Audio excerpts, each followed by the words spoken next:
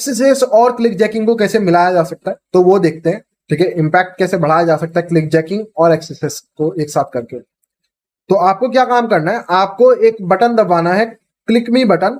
ठीक है, आपको क्या है, एक क्लिक मी, वहां पे कोई बटन होगा, आपको वो दबाना है क्लिक मी।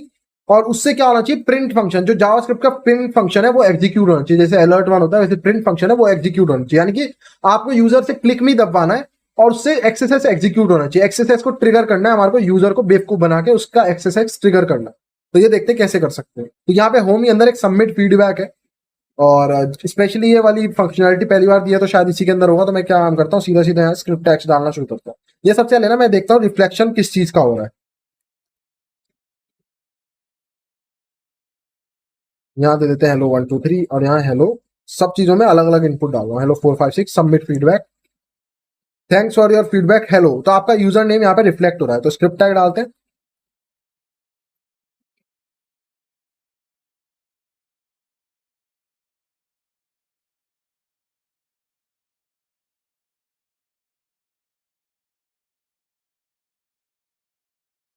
एंड यहाँ पे हमारा स्क्रिप्ट टैग नहीं दिखाई दिया, इसका मतलब वो लोड तो हुआ है। ठीक है, हमारा फीड, ये जो स्क्रिप्ट टैग है वो लोड तो हुआ है, बिल्कुल सही है, स्क्रिप्ट टैग दिख भी रहा है। एग्जीक्यूट नहीं हुआ है, ऐसा हो सकता है कि यहाँ पे कंटेंट सिक्योरिटी पॉलिसी लगाई हो और स्क्रिप्ट एसआरसी सेल्फ हो, इसलिए वो रन नहीं हो रहा। मैं इमेज टैग ट्राई कर सकता हूँ, अगर उस वो भी हो सकता है ये भी ब्लॉक्ड हो, पर एक बार ट्राई कर सकते हैं। Image SRC X on error equals to alert one.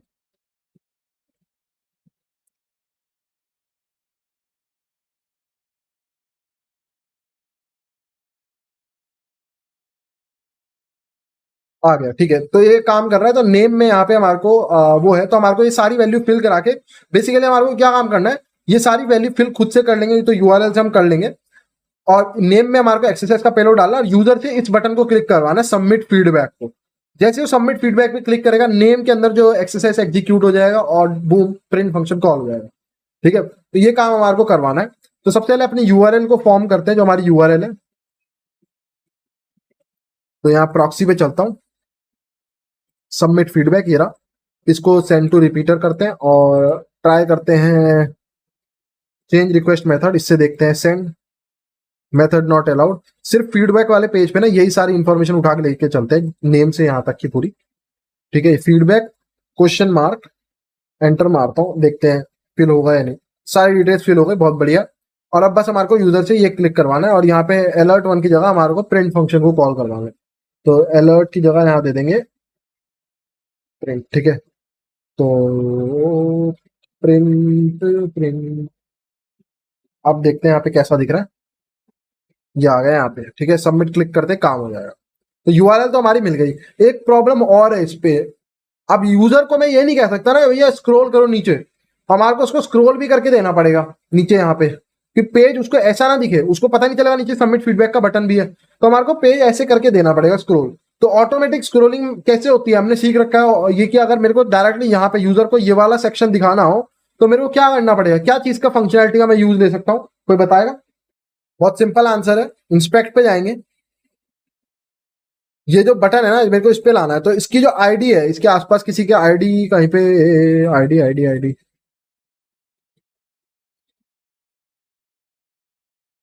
एक आईडी चाहिए क्योंकि हम आईडी पे ना हैशटैग का मदद से ला सकते हैं, बुक मार्क्स की मदद से।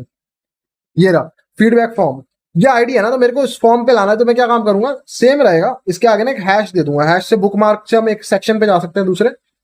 फीडबैक फॉर्म एंटर मारेंगे और यूजर सीधा इस पे लैंड करेगा। तो मैंने पेज रिफ्रेश करा लेकिन हम इसी सेक्शन पे रहे, दोबारा से करके दिखाऊंगा अगर, हैशटैग। अब हम अभी यहाँ पे है, देखो है ना, यहाँ पे है। अब मैं क्या करूंगा, एंटर मारूंगा, और ये अभी खिसका क्यों नहीं, अबे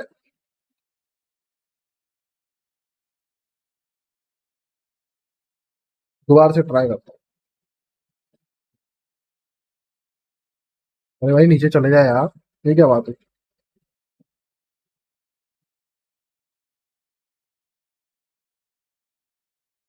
पेज ढंग से काम नहीं कर रहे।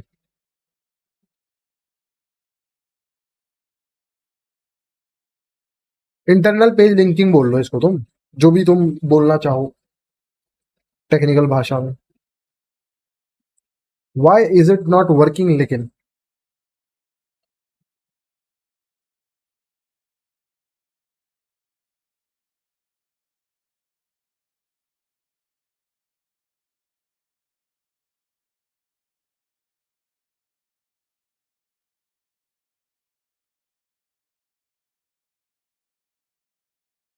फीडबैक रिजल्ट, ठीक है, ये वाली आईडी इस पे लाना है हमारे को, जो सबसे नीचे है फीडबैक रिजल्ट।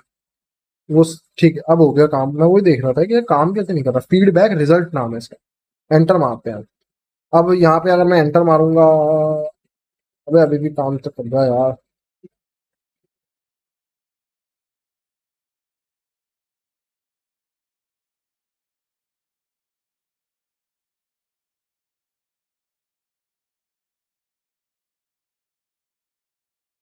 कोई और आईडी नहीं है क्या इससे भी नीचे?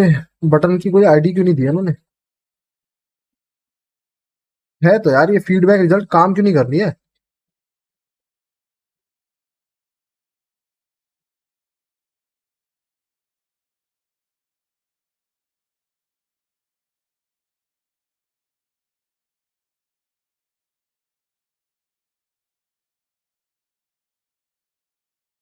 मैं कुछ गलत कर रहा हूँ क्या? देखते हैं एक बार, मैं इसको इसी यूआरएल को यूज करते हैं, काम तो यही करनी चाहिए। बाकी अब इसको हम यहाँ ले जाते हैं,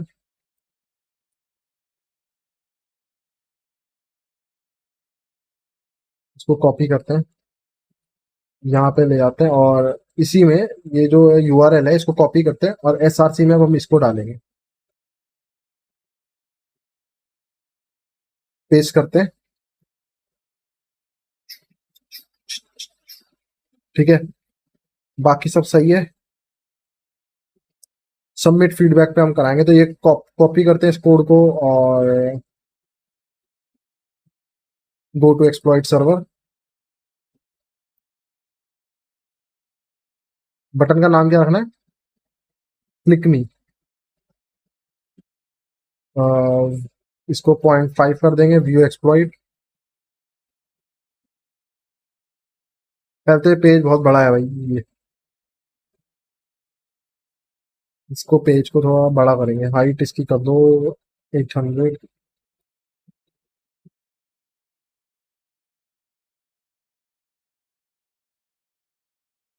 795 अब आ जाएगा पूरा। अरे अभी भी नहीं। 785।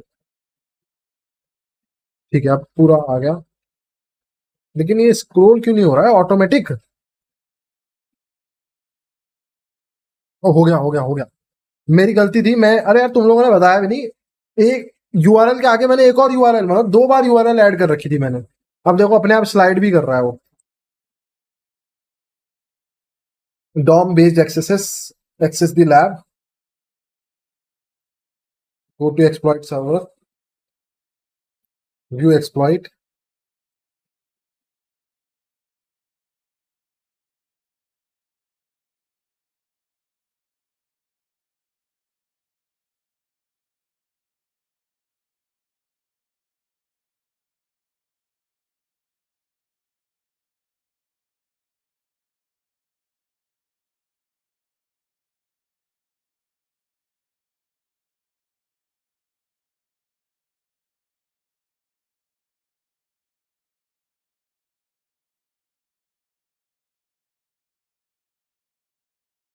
ये आ गया, देखो अपने आप ऑटोमेटिक काम हो रहा है हमारा। थोड़ी सी बस इसकी हाइट नीचे करनी है, तो इसको टॉप से कर देंगे, 480 कर देते हैं व्यू एक्सप्लॉइट, एंड थोड़ा सा और नीचे 500 ही कर देते हैं, और हमारा काम हो जाएगा। इसको कर देते हैं 500 व्यू एक्सप्लॉइट, एंड देखो हमारा सब कुछ वैल्यूज भी फिल्ड है, प्रिंट फंक्शन भी है यहाँ पे, बस क्लिक मी। तो अब इसको हम क्या काम करते हैं, ओपेसिटी को कर देते हैं 0001, and deliver exploit to victim. Congratulation, you have solve the lab.